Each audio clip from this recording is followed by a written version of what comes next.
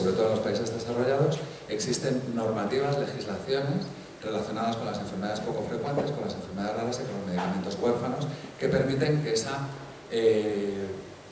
la parte legislativa sea mucho más sencilla y la parte de aporte económico por parte de las compañías sea mucho más baja para que el fármaco salga al mercado. Es decir, no te quiero quitar la palabra, pero esto significa que lo que acabas de contar es el caso de tu paciente que nos encanta y nos parece maravilloso que durante estos meses que ha estado tomando eso que no sabemos si era mastitinib o sacarosa, azúcar o lo que fuera, le ha resultado bien o no, pero desgraciadamente eso no es de ninguna forma extrapolable al resto de los pacientes, ¿no? Entonces, no debemos quedarnos desde el punto de vista individual y desde el punto de vista personal con lo que emocionalmente nos provoca este tipo de observaciones, que puede ser muy positivo. Y claro, tú teniendo este pensamiento, pues lucharías en todo el planeta por conseguir que todo el mundo tome mastitinib, pero es que no es cierto. Tenemos que esperar a que esa empresa independiente nos dé los resultados de realmente qué es lo que ha ocurrido con todo este grupo de pacientes. Lorenzo, levanta la voz. Sí. No hace falta que venga, aunque grite, vale. Espera, que estoy mal en la situación. Ahora la mesa, vamos, una cosa un poco general. Aquí hay tres, vamos, va a meter varias preguntas en una intervención. Está claro que se está investigando individualmente en cada enfermedad de estos tipos neurodegenerativos. ¿Hay alguna posibilidad de que haya esa coordinación o haya una base troncal de tal manera que ciertos descubrimientos en Alzheimer resulta que se pueden aplicar a esta enfermedad? Eso sería una cosa. Luego, en muchos artículos estoy leyendo proyectos en los cuales dicen que efectivamente todas estas enfermedades neurodegenerativas esporádicas se basan en un depósito anómalo de proteínas y que resulta que esas proteínas pues es sencillamente que ya se comportan tipo prión, plegamientos malos tipo prión. Incluso están hablando de cómo algunas bacterias, en este caso también se habla de retrovirus, que están ahí de manera más o menos apropiada, pueden aportar su dotación genética o su plantilla para que se produzcan estas cosas. Entonces, esto yo no sé si es una teoría muy bonita o realmente hay bases y fundamentos, porque no he encontrado otros estudios que apoyen esto. Y por eso os quería preguntar. Y luego, tercera pregunta, ya sabéis que en el vacuno apareció la famosa encefalopatía. En estos momentos están las encefalopatías atípicas, que así como las tradicionales eran por la transmisión de pienso que tenía el prión, ahora resulta que estas son atípicas. O sea, posiblemente no saben, no es por ingesta de prión, sino posiblemente igual sean, claro, yo creo que esporádicas o familiares. Eso abre un camino tremendo. Eso es lo que les quería comentar. Os pongo y podéis comentar. ¿Vale? ¿Veis? Empiezo yo lo siguiente, ¿no? Efectivamente, eso ha sido una hipótesis que tiene su base experimental tremendamente importante, que empezó a generarse a partir de algunas formas de demencia tipo taupatías, enfermedades que son parecidas a las de Alzheimer, en los cuales se demostró que las proteínas no plegadas adquirían una disposición que se llama beta plegada y que forman fibrillas amiloides, y que estas fibrillas amiloides tienen la capacidad de propagarse, de transmitir su no plegamiento a las proteínas vecinas normales. Y no solamente eso, sino que estas proteínas vecinas normales que adquieren su anormalidad por contacto con las anormales son capaces de pasar de una célula, de una neurona a otra neurona, a través de diversos mecanismos, exosomas, contactos, no está muy claro qué tipo de mecanismo. Y eso se descubrió por primera vez en la encefalopatía espongiforme y a través de una proteína PRP, y luego eso se ha visto que esta misma propiedad pues la tienen proteínas normales que se alteran que adquieren esta proteína de propagación de célula-célula. Esto se ha visto clarísimamente en ese tipo de enfermedades y más recientemente también se ha visto en modelos de estos del grupo de Canadá que ha demostrado que eso también ocurre con la superoxidasa dismutasa y que esta superoxidasa dismutasa adquiere formas amiloide-like y que in vitro al menos se propaga de célula a célula, y también hay algunos datos iniciales que de eso también ocurre in vivo, es decir, que si se inyecta la proteína anómala en un animal normal, la proteína normal del animal adquiere esa anomalía y que además esa anomalía se propaga de célula. Y eso también proporciona una explicación a un misterio de las enfermedades neurodegenerativas en general y de la ELA muy particularmente, que es la propagación evolutiva de la enfermedad de célula-célula. Es decir, si una enfermedad de ELA empieza en una pierna, pues difícilmente se va a un brazo, se va a la otra pierna y luego tiene un patrón, digamos, de cierta lógica neuroanatómica en cuanto a su evolución. Entonces siempre se ha dicho que este principio patológico que se inicia en un punto determinado del sistema nervioso se propaga con una lógica que podría ser equivalente o podría ser explicada por este mecanismo primario. Y eso también abre unas puertas a la terapia a través de vacunas o de anticuerpos o de otros mecanismos por los cuales se puede secuestrar la proteína anómala en el espacio extracelular y evitar su muerte. Y esta es una estrategia de la inmunoterapia que funciona aparentemente en Alzheimer y que se está ensayando en ELA con resultados discordantes. En algunos tipos ha funcionado, en el modelo preclínico, y en otros no. Pero evidentemente es otro horizonte que está ahí y que es muy interesante, evidentemente porque eso sea una nueva puerta que se ha abierto en los últimos años y que probablemente pues, va a tener su repercusión terapéutica, porque además explica fisiopatología. Por tanto, es un tema muy importante a tener.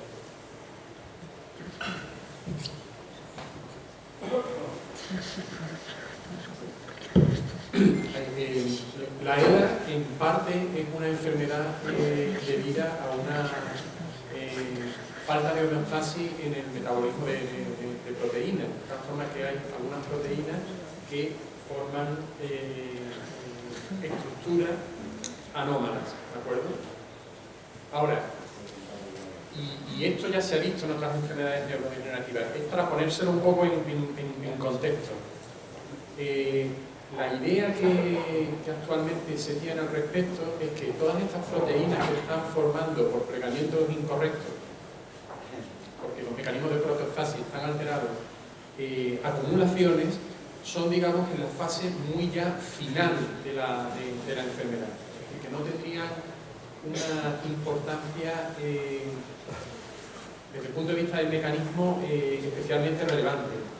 Es mucho más interesante el estudio de estas proteínas cuando no están formando depósitos, sino que están formando pequeñas fibras.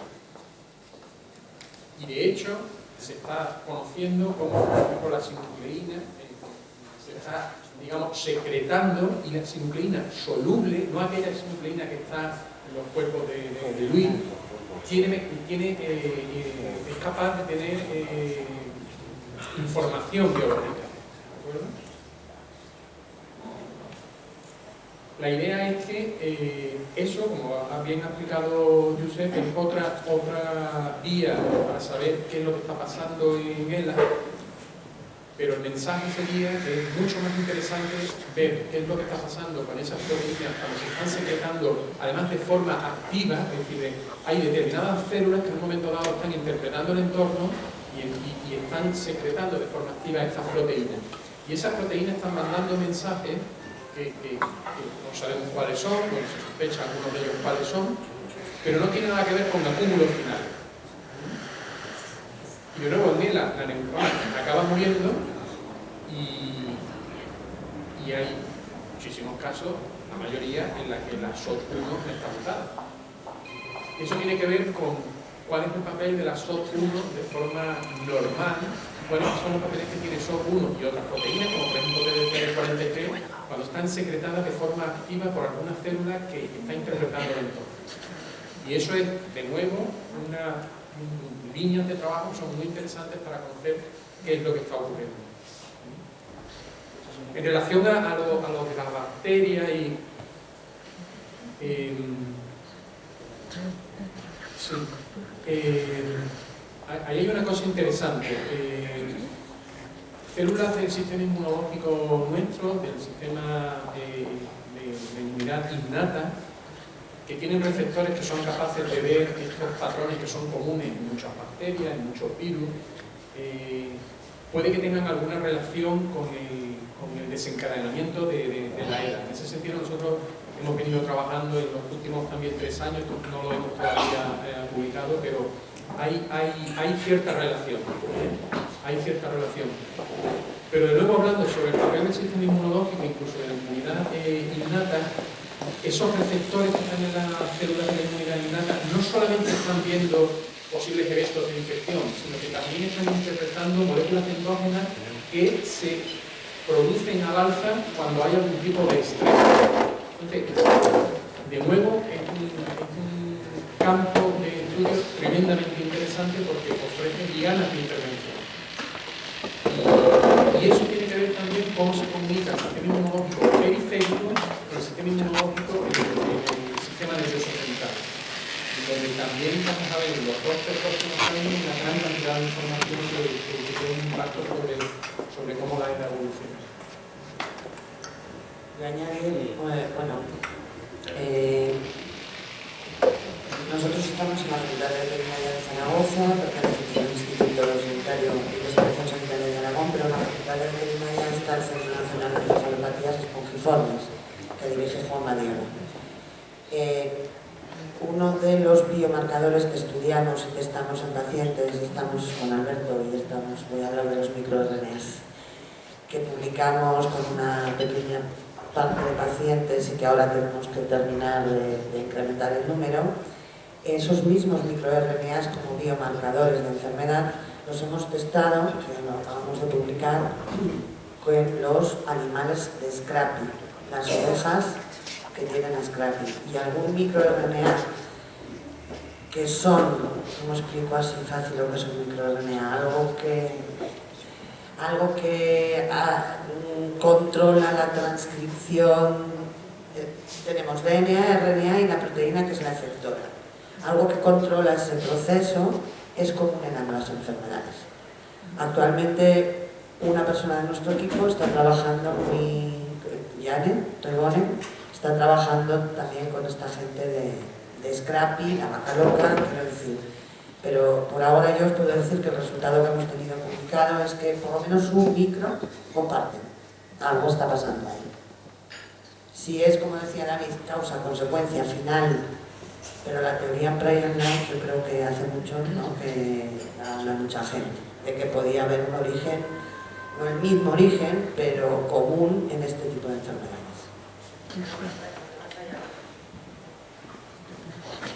Solamente una cosa, cuando se dice que esto es verdad, que el modelo SOT es el modelo animal mejor que tenemos, algún otro, representa una pequeña proporción de ELAs en humanos, ya que las de las bacterias se cuentan que son un 10% y de estas solamente un 10% SOT. Hay una alternativa para pensar que el modelo puede ser más interesante de lo que algunos critican.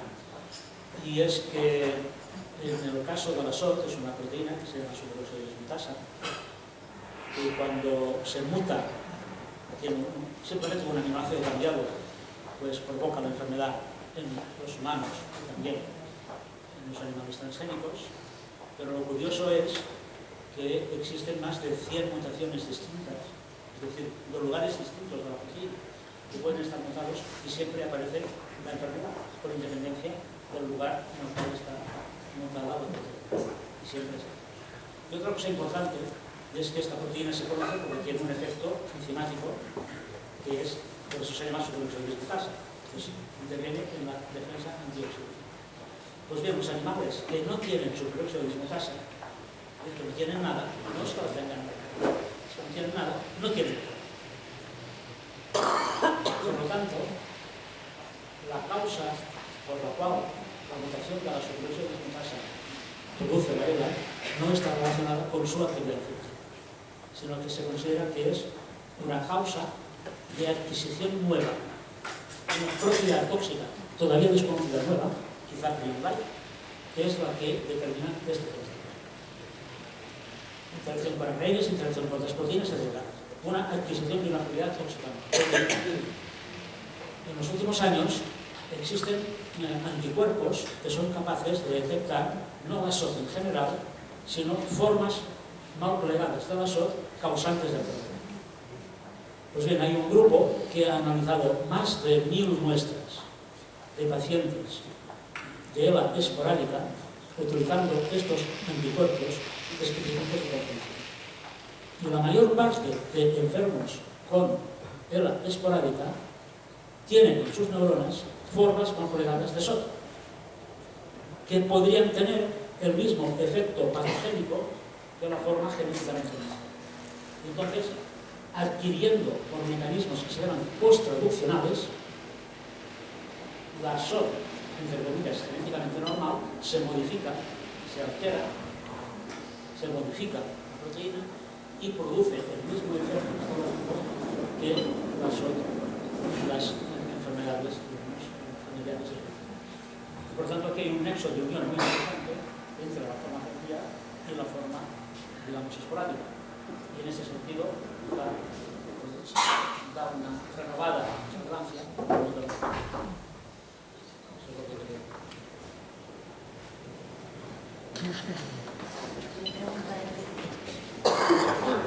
Ella quiere preguntar algo. No, levanta la voz, luego Isabel va después.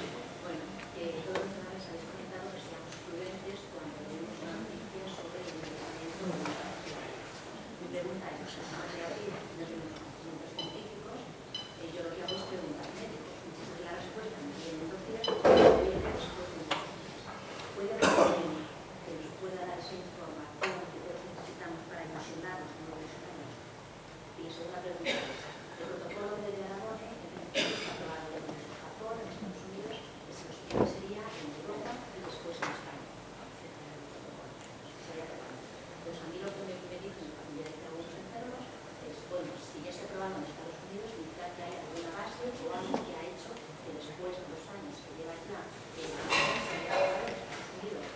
¿Qué es lo que han visto ellos? Creo que podemos los europeos y los españoles defender o no defender para poder utilizar ese medicamento para... Madre mía. Bien. Tú. Las preguntas fáciles son para esta. Bueno, Rosa, yo creo que... Hola, por cierto, que no te veo nunca.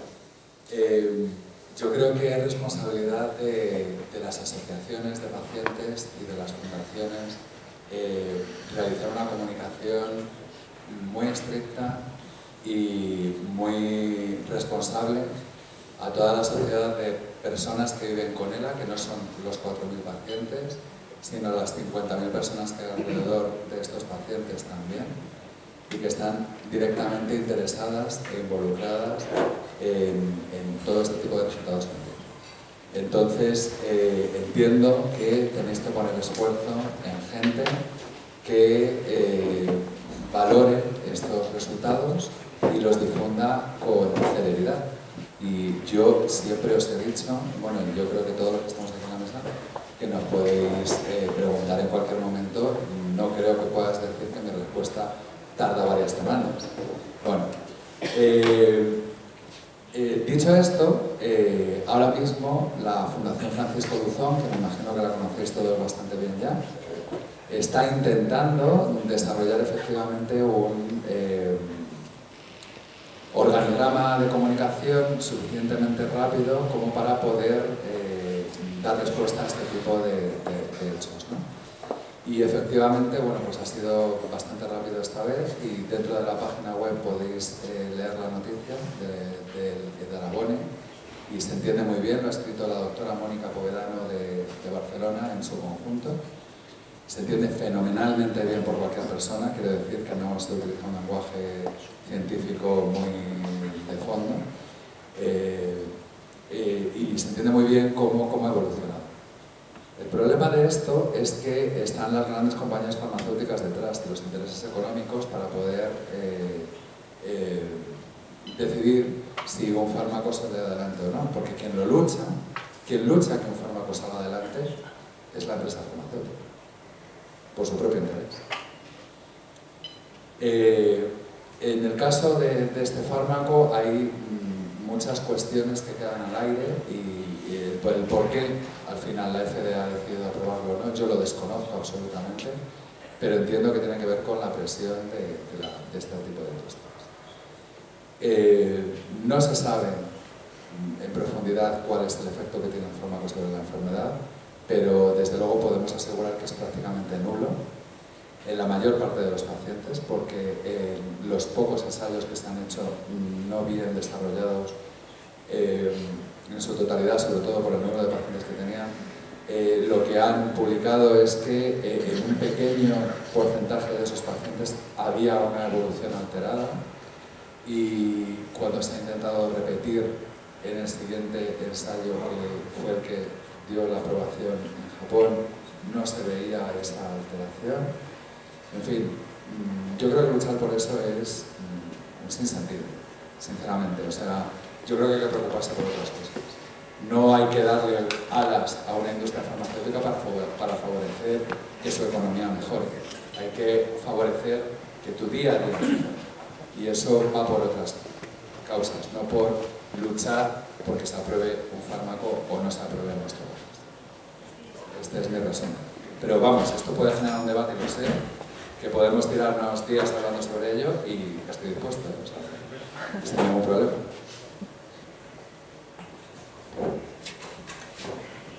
En cualquier caso, y como bien ya ha dejado entrever Alberto, la FDA tiene un histórico de algunas decisiones que han sido cuestionables. Entre ellas aprobar el Viagra en un tiempo récord, literalmente. O sea, bueno. Así que yo lo tomaría un poco como...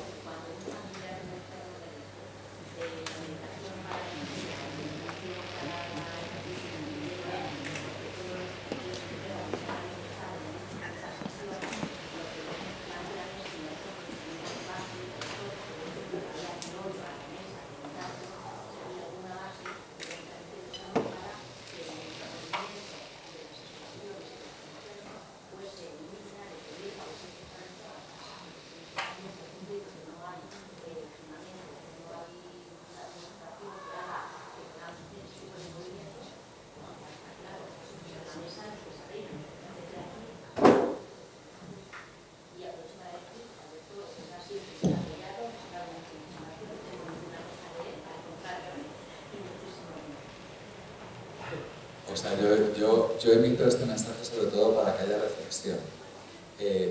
Entiendo que cuando un grupo de personas deciden luchar por algo dentro de una sociedad, lo deciden por una razón concreta. Y movilizar a un grupo social requiere mucha energía, sobre todo personal, y mucho esfuerzo. Entonces yo creo que ese esfuerzo, sinceramente, se debe emplear en otras líneas, no en favorecer que una industria farmacéutica gane más dinero del que gana ya. Esa es mi opinión personal y la emito como reflexión. Otra cosa es que la cojáis de una forma u otra. No estoy diciendo que no deba lucharse por ello, ni mucho menos. Simplemente que hay que ser conscientes de lo que supone una lucha social y que una lucha social implica muchísimo esfuerzo por parte de todos, porque cada persona que pasa a formar parte de esa lucha se generan unas esperanzas que puede que existan o puede que no. Y si no existen, es una putada. Esta es mi opinión personal, cada uno que emita la suya. Y digo, esto genera un debate de días, pues adelante con el debate. A ver, que va a hablar Isabel por boca de su asistente.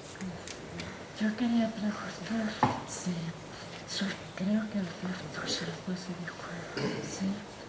¿Crees algo de verdad de la expresión que tenemos de Ella quiere preguntar si es verdad que hay algo, si hay algo de verdad, si hay algo de verdad en la impresión que tiene de que hay un aumento de casos de ELA, de que hay un aumento de casos de ELA, o es simplemente que tenemos más información.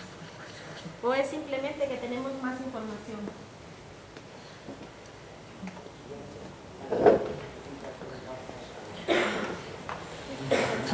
Yo no soy neuróloga, pero bueno, en la Comunidad Autónoma de Aragón acabamos de firmar ahora con la Fundación Luzón el convenio marco, ¿vale? Entonces se ha realizado un estudio prospectivo de cosas que nos preguntábamos todos. Una era, ¿hay más personas enfermas? Otra era, ¿hay más jóvenes enfermos? Los últimos 5 o 6 años, hablo de la Comunidad de Aragón, no parece que eso sea así. No parece que eso sea así. O sea, que quizá lo que tenemos es hablo de los datos que yo comprobé, porque yo no estoy en el hospital. Porque sí que con los neurólogos comentábamos, pues parece que hay gente más joven, parece que hay un incremento. Yo creo que, y espero que sea así, ¿vale?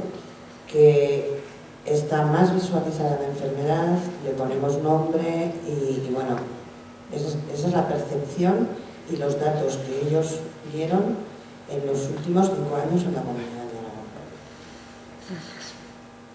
Por seguir un poquito con el tema, ¿y dónde nos coloca ahora esta situación? ¿Con qué expectativas, con qué otra lectura hay de que aparezcan dos niños, dos afectados, o 3 en el mundo, lo que a mí me ha llegado, y que parece ser que nunca había hecho caso?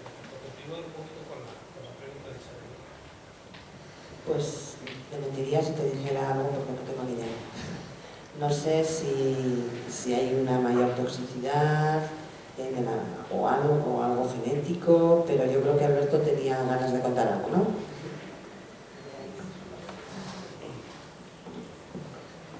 Bueno, pues como todo, esto depende de los medios de comunicación y qué es lo que da lugar a mayor cantidad de dinero. Esto es así. Son 2 chavales que viven en un pueblo de Madrid. Es una herencia genética de la enfermedad y no es cierto que esté en un caso aislado.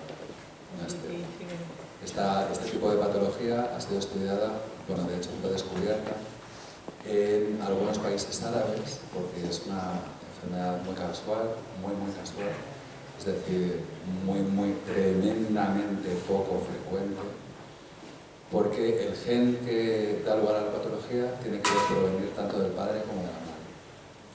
Entonces, esto ocurre, las enfermedades que son de este tipo se llaman enfermedades con herencia autosómica recesiva, es decir, que el gen solamente se va a expresar su característica si los 2 genes, los 2 alelos que tenemos en cada uno de los 2 cromosomas iguales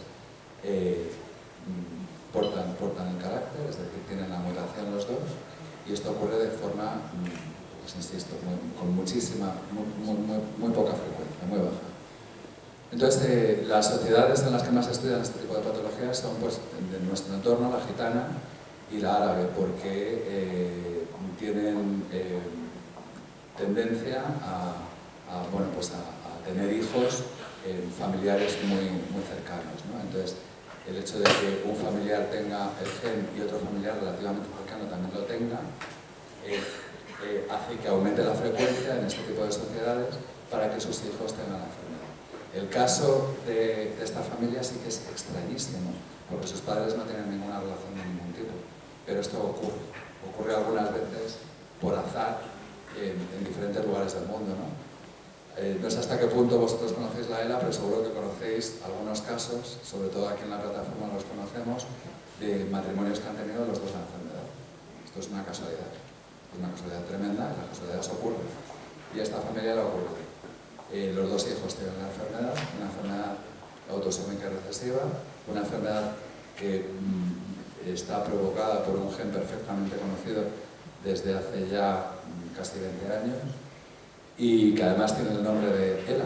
No sé si lo sabéis, es el único gen que tiene el nombre de la enfermedad, se llama en inglés Alstin, que sería traducirlo algo parecido como elaína, ¿no? La proteína que da lugar. Y bueno, pues es esta mala suerte que han tenido estos niños, pero insisto, se conoció la enfermedad en varias familias en Kuwait y en Túnez. No es una enfermedad aislada, es una enfermedad conocida. No es algo nuevo, no es que de repente la ELA está afectando a gente más joven. No es que la ELA de repente ahora en el siglo XXI afecta a niños y antes no ocurría. No. Siempre